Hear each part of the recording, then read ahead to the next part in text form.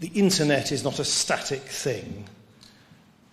We are on the cusp of a complete transformation in the way in which we will interact with each other and access the online world as these new generative AI tools become much, much more prevalent in our everyday lives. And we are very keen at Meta to work in partnership with this great country and, of course, others around the world as we navigate those huge changes.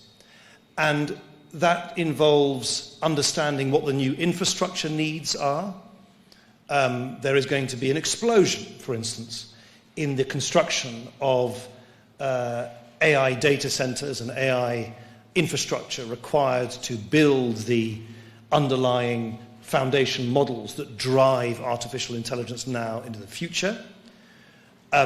We will need to invest in people so that people can understand how to use new generative AI tools.